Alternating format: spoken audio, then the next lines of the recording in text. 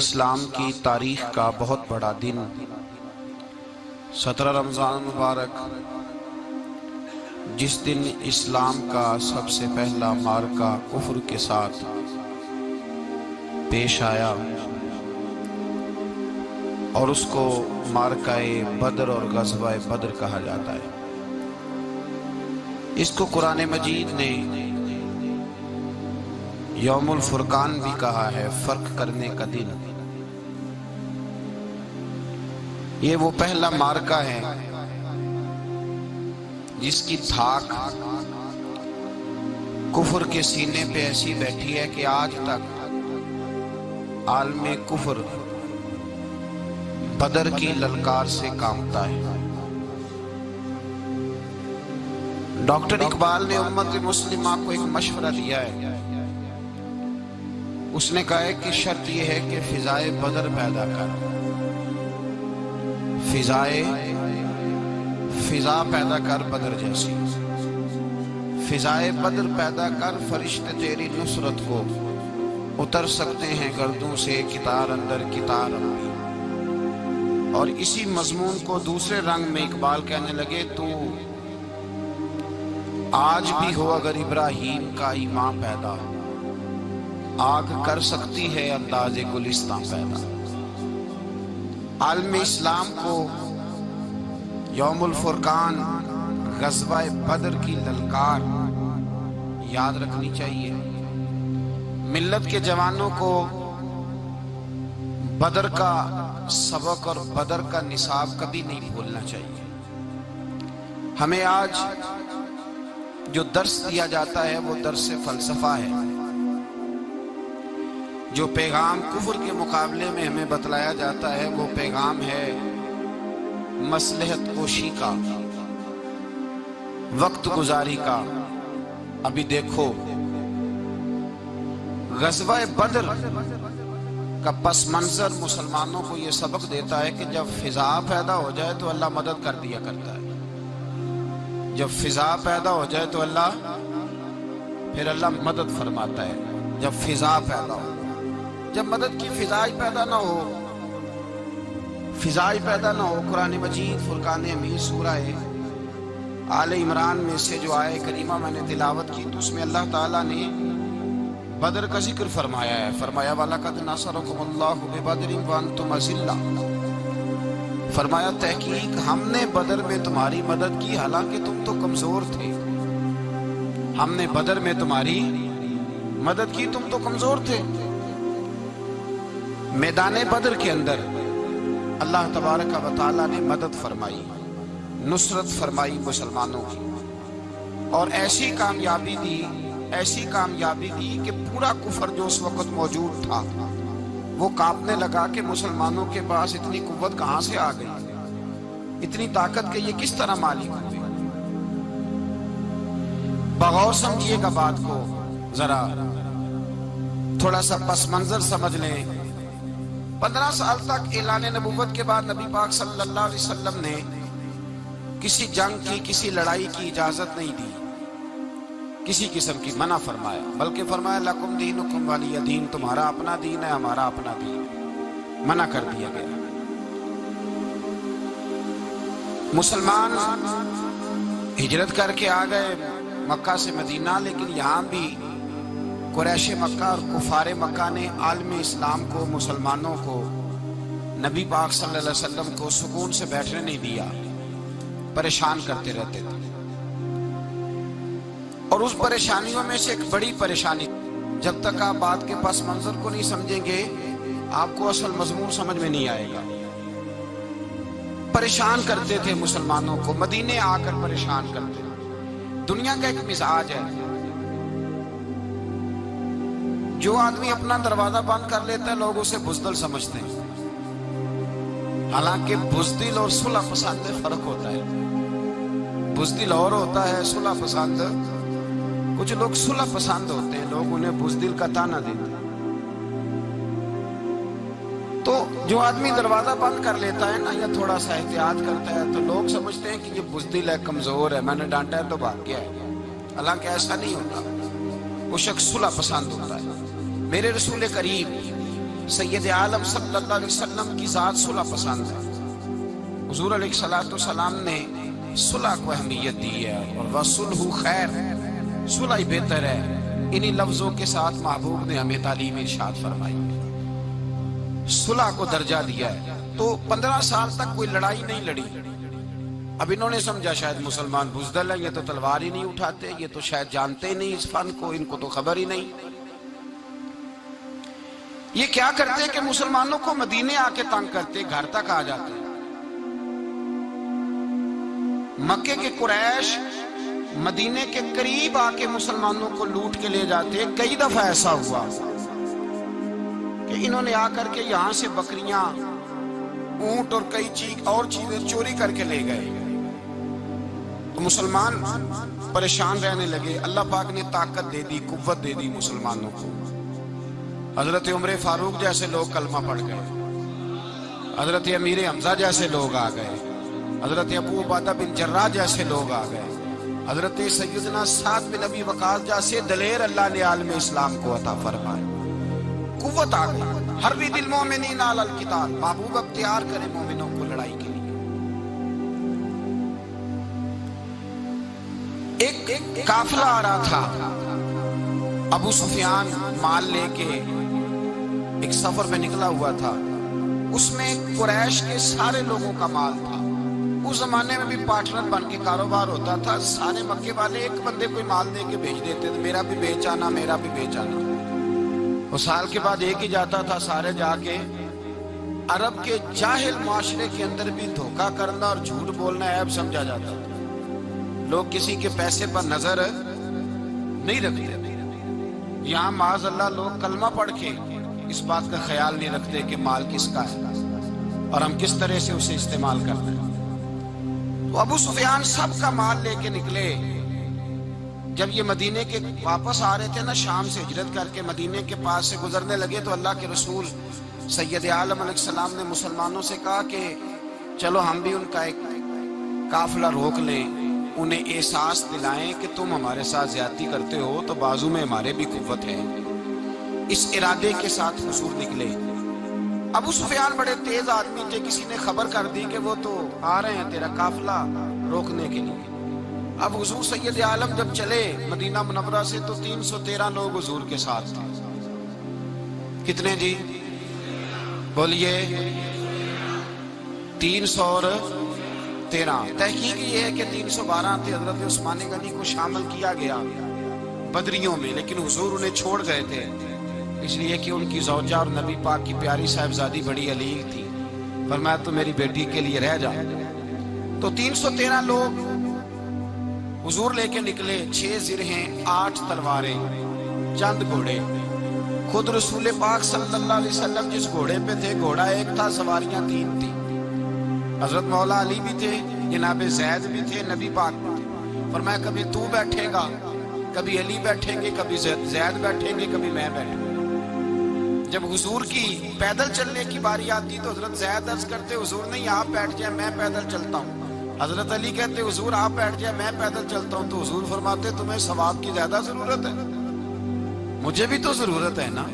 تو رسول کائنات سید عالم صلی اللہ علیہ وسلم بھی پیدل چلتے. یہ تھوڑا سا سامان لے کے نکلے. ابو سفیان کو اطلاع ہو گئی کہ وہ تو آ رہے ہیں. ابو سفیان نے ایک آدمی کو دوڑایا. اس زمانے میں جب کوئی بری خبر دینی ہوتی تھی تو وہ آدمی اپنے کان میں سوراخ کرتا تھا، لہو نکال لیتا تھا. وہ جس آدمی کو بھیجا اس نے اپنے کانوں سے لہو نکالا، اپنے اونٹ کے کان کاٹ ڈالے، چیخے مارنے لگا مکے والوں دوڑو، مسلمانوں نے تمہارا قافلہ لوٹ لیا ہے، بھاگو. اب وہ تو پہلے دلیر تھے کہ یہ ہم سے چھپتے پھرتے ہیں شاید معاذ اللہ.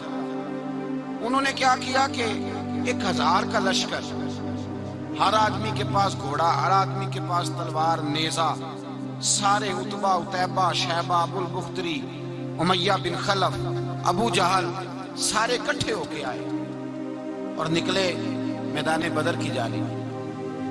ادھر ابو سفیان اس آدمی کو بھیج کے تو دریا کے رستہ ہی بدل گیا، مدینے کے رستے آیا ہی نہیں، خود بچ گیا. اور جب بچ کے نکلا نا تو اس نے ایک آدمی بھیجا کہ قافلہ محفوظ ہو گیا ہے، تم لوگ فکر نہ کرو. اس نے جا کے پیغام دیا ابو جہل کو کہ ابو سفیان کہتا ہے میں بچ گیا ہوں، مجھے کوئی خطرہ نہیں، اب تم لوگ کسی قسم کی تکلیف نہ کرو، تکلف نہ کرو، واپس چلے جاؤ۔ ابو جہل کہنے لگا نہیں، اب تو ہم واپس نہیں جائیں گے، اب تو ہم ان کا کچھ کر کے ہی جائیں گے۔ سمجھ آ رہی ہے میری بات؟ پس منظر سمجھ میں آ رہا ہے، اب نہیں واپس جانا، نکلے ہیں تو کچھ کریں گے۔ اب جب میدان کے اندر آنے کے لیے تیاری ہو رہی ہے، ادھر سے پتہ چل گیا، نبی پاک صلی اللہ علیہ وسلم کو اطلاع ہوئی کہ ابو سفیان تو اپنا لشکر بچا کے، قافلہ بچا کے لے گئے، لیکن قریش بضد ہیں آنے کے لیے۔ نبی پاک صلی اللہ علیہ وسلم نے ایک جگہ پہ تمام مسلمانوں کو جمع کیا۔ یہ بات قابل غور ہے۔ حضور نے فرمایا بھی 1000 کا لشکر اسلحے سے لیس ہو کے آ رہا ہے، تم 313 ہو، تمہارا ارادہ کیا ہے؟ نہ تمہارے پاس زرہیں ہیں، نہ تلواریں ہیں، نہ تمہارے پاس نیزہ ہے، نہ تیر ہے، کیا کرنا ہے؟ صحابہ کرام علیہم رضوان فرماتے ہیں جب نبی پاک صلی اللہ تعالی علیہ وسلم نے مشورہ لیا نا، تو سب سے پہلے جو شخصیت اٹھی وہ حضرت ابوبکر صدیق کی ذات تھی۔ جناب صدیق اکبر اٹھے، عرض کرنے لگے محبوبہ بات ہی کوئی نہیں، آپ حکم کریں، ہم تو بڑی دیر سے تیار بیٹھے۔ حضرت عمر کہنے لگے حضور میں تو تھک گیا ہوں انتظار کر کر کے۔ اور شیر خدا مولا کائنات علی المرتضیٰ رضی اللہ تعالیٰ عنہ کہنے لگے محبوبہ زنگ لگ گیا میری تلوار کو، زنگ لگ گیا، کوئی موقع ملے دیواریں ہلتی رہتی ہیں اور در کانپ جاتا ہے، علی کا نام سن کے اب بھی خیبر کانپ جاتا ہے۔ فرمایا حضور زنگ لگ گیا، مہربانی کریں، جلدی کریں، ہم تو تیار بیٹھے۔ حضور نے پھر توجہ کی، نبی پاک صلی اللہ تعالی علیہ وسلم نے پھر توجہ کی، تو یہ تو سارے وہ بول رہے ہیں جو میرے ساتھ مکے سے آئے ہوئے، مدینے والے بھی تو بولے نا۔ تو مدینے والوں میں سے حضرت مقداد اٹھے، حضرت مقداد رضی اللہ تعالیٰ عنہ، اور اٹھ کے عرض کرنے لگے یا رسول اللہ آپ کا اشارہ ہماری جانب ہے؟ حضور نے فرمایا ہاں تمہاری جانب ہے۔ تو کیا خوبصورت جواب ہے، اور کیا انداز تکلم ہے، اور کیا گفتگو بے حسن ہے، اور کیا پس منظر ہے، اور کیا دلیل ہے، اور کیا تاریخ کا مطالعہ ہے۔ حضرت مقداد کہنے لگے یا رسول اللہ ہم کوئی حضرت موسیٰ علیہ السلام کی قوم نہیں کہ آپ سے کہیں گے آپ لڑے یا آپ کا خدا لڑے۔ یا رسول اللہ ہم خشکیوں میں بھی لڑیں گے، دریاؤں میں بھی لڑیں گے، ہم خشکیوں دشت تو دشت ہیں، صحرا بھی نہ چھوڑے ہم نے، اور بحر ظلمات میں دوڑا دیے گھوڑے ہم نے۔ کہا حضور ہم وہ نہیں ہیں کہ جو آپ سے کہیں گے آپ لڑے اور آپ کا خدا لڑے، ہم تو تیار ہیں، آپ جلدی کریں۔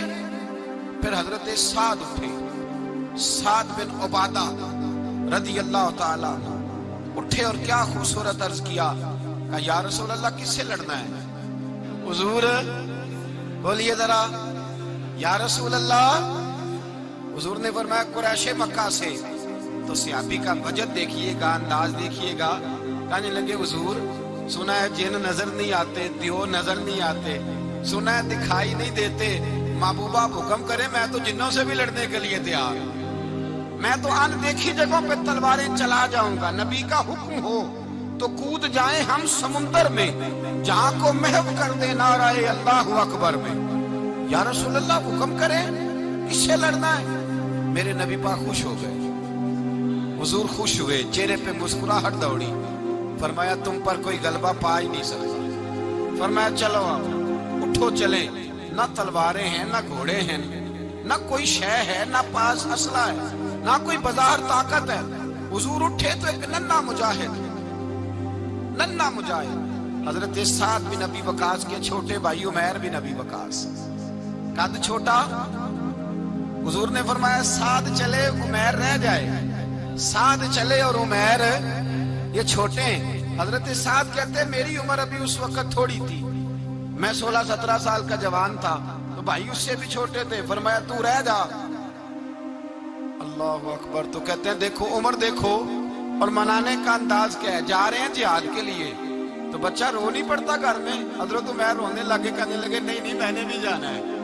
رونا کہاں جانا ہے بھائی؟ کوئی کھیلنے جا رہے ہیں، کوئی کھیلنے جا رہے ہیں، سیر کو جا رہے ہیں، کوئی جو ہے وہ کسی تفریح کے لیے نکل رہے ہیں، نہیں میں نے بھی جانا ہے۔ حضور نے فرمایا بیٹے تلواروں کی چھاؤں میں جا رہے ہیں، وہاں گرجدار آوازیں ہوں گی، वहां सीने कटेंगे, गर्दनों पे ज़रब लगेगी। हजरत उमैर बिन अबी वकास ने ना अपनी एड़ियां उठा ली, पंजों के बल खड़े हो गए, कहने लगे सोनिया मैं गर्दन कटाने को तैयार हूं। तो हुजूर ने फरमाया तेरा बड़ा भाई चला जो है। हजरत उमैर कहने लगे हुजूर कद में बड़ा है, ताकत में नहीं बड़ा। कद में बड़ा है, ताकत में। कहा ये कद में बड़ा है, जिसामत में बड़ा है, ताकत में नहीं बड़ा। हुजूर ने फरमाया कैसे पता चलेगा? कहा हुजूर कुश्ती करा ले, कुश्ती करा ले। चश्मे फलक ने अजीब नजारे देखे, महबूबा कुश्ती करा ले। हुजूर ने फरमाया करो कुश्ती। करा लेते हैं, करो कुश्ती। कुश्ती शुरू हुई। सुभान अल्लाह, कैसी अजीब और मुनफरद कुश्ती है। हजरत साद बिन अबी वकास रज़ी अल्लाह ताला अन्हु कहते हैं मेरा भाई पहलवान कुश्ती से पहले गले मिलते हैं ना, तो कहते हैं गले मिलने आए तो हजरत उमैर मेरे कान में कहने लगे तेरा तो नंबर लग ही गया है, और महबूब जिसे कबूल कर ले फिर उसे दरगुजर, उसे रद्द नहीं करते, तेरा तो लग गया है। तो यार चल थोड़ी देर के लिए गिर जा भाई, जो हुआ चल थोड़ी देर के लिए गिर जा, मैं भी सिलेक्ट हो जाऊंगा, तेरा क्या बिगड़ेगा। कुर्बान जाए। इमाम जुरकानी कहते हैं नबी पाक की आंखों में आंसू आ गए। हुजूर ने बात सुनी तो रो पड़े। फरमाया हम पर भी कोई गलबा पा सकता है? जिस कौम के 14-14 साल के बच्चे लड़ने को तैयार हो, उन्हें कोई गिरा सकता है? तू फिजाए बदर पैदा कर, फरिश्ते तेरी नुसरत को उतर सकते हैं गर्दों से, कितार अंदर कितार। अब भी थोड़ी देर के लिए भाई आपस में लड़े, गुत्थम गुत्था हुए, फिर बड़ा गिर गया, छोटा पुश्त सीने पे सवार हो गया। मेरे रसूल पाक ने फरमाया चलो भाई तुम्हारा दोनों का जाना ही मकबूल हो गया है, चलो। ये अंदाज था। निहत्ते 313 बशर शौके शहादत में। निहत्ते उसको कहते हैं जिसके पास असला ना हो। निहत्ते 313 बशर शौके शहादत में निकल आए थे मैदान में मोहम्मद की कयादत में। न तेगो तीर पे तकिया, न खंजर पर, न भाले पर, भरोसा है तो एक सादी सी काली कमली वाले पर। भरोसा है तो एक सादी सी काली, ज्यादा महंगी भी नहीं, सादी सी काली कमली वाले पर। भरोसा है तो एक सादी सी काली कमली वाले पर। मेरे मुस्तफा करीम अलैहिस्सलाम का लश्कर मैदान की जान, उधर कुफार जोशो खरोश से तय पाया रास्ते में। अबू जाल ने कहा कि रोज एक सरदार ऊंट ज़िबा करेगा। गाने गाने वाली औरतें गाने गाएंगी, बदर की फिजा देख लें, गाने वाली गाने गाएंगी। रोज एक ऊंट ज़िबा होगा, शराब के दौर चलेंगे माज़अल्लाह, और मुसलमानों के खिलाफ जोश पैदा किया जाएगा। इधर खाने के लिए शायद कोई नहीं, कोई ताकत नहीं। तो यहाँ क्या होगा? मेरे हबीब ने फरमाया रातों को सजदे करेंगे, दिन कोट के अल्लाह अकबर के नारे लगाएंगे। यहाँ इबादतें हैं, रियाजतें। मेरे रसूल करीम सैयद आलम सल्लल्लाहु ताला अलैहि वसल्लम से पहले कुफार पहुंच गए। उन्होंने पहुंचकर बदर के मैदान में कब्जा किया। जहां कुएं थे सब पे कब्जा कर लिया। जो जमीन खुश्क थी, रेतली थी, वो छोड़ दी, और जो जमीन हमवार थी उस पर कब्जा कर लिया। जब नबी पाक सल्लल्लाहु अलैहि वसल्लम तशरीफ लेकर के गए तो रेतली जमीन, तपती हुए सहरा। 17 रमजान का दिन सहाबा ने रोजे रखे हुए, रोजे रखे हुए सहाबा ने क्या किया हुआ है? क्या करने गए? पक्की गल ले तो ये बोले थोड़े हो ना, मैं कि शायद कुछ हक हो। क्या करने गए थे? रोजा रख के। अल्लाह खैर ही करे। हमारे यहाँ तो रोज नया बहाना आता है, कहते मैं काम से जाना, मेरा तो नहीं ना बनता। रोज नया बहाना है, कहते नहीं मैं तो मजदूर आदमी हूँ। किस तरह की बात करते हैं? अल्लाह ने फर्ज किया है तो इसका मतलब है कि गुजारा हो सकता है, चल सकता है, तभी तो फर्ज किया है। हुजूर ने फरमाया रोजे खोल दो भाई, पर कौन खोले? कोई नहीं तैयार। अब अल्लाह के रसूल ने खुद घोड़े के ऊपर बैठकर खजूर खाई दोपहर के वक्त। जब हुजूर ने खोला तो तब सब ने खोला। 17 रमजान नबी पाक सल्लल्लाहु अलैहि वसल्लम के आने से पहले उन्होंने कुओं पे भी कब्जा कर लिया, हमवार जमीन। हुजूर आए तो रेतली जमीन मिली, वहीं सहाबा ने डेरे लगाए। अब पानी कोई नहीं, कोई शय नहीं, तपता हुआ सहरा, ऊपर से सूरज गर्मी बरसा रहा है। हफीज जलंधरी कहते हैं कि जमीन दुआ मांगने लग गई। زمین دعا مانگنے لگی. زمین کہنے لگی خدا بندہ مہربانی فرما تیرے رسول آئے ہیں تو اب ذرا مجھے ٹھنڈا نہیں کر دیتا. حفیظ جلندری کا نظریہ ہے، وہ کہتے ہیں زمین دعا مانگنے لگی. زمین کہنے لگی مولا تیرے حبیب کے قدم جب میری اس خاک پہ آئے، الہی حکم دے سورج کو اپنا آگ برسائے. زمین کہتی ہے تیرے حبیب کے قدم جب میری اس خاک پہ آئے، الہی حکم دے سورج کو اپنا آگ برسائے. میرے دامن سے کر ان کو ہوائے گرم آئے گی تو مجھ کو رحمت للعالمین سے شرم آئے گی. میرے دامن سے کر ان کو ہوائے گرم آئے گی تو مجھ کو رحمت للعالمین سے.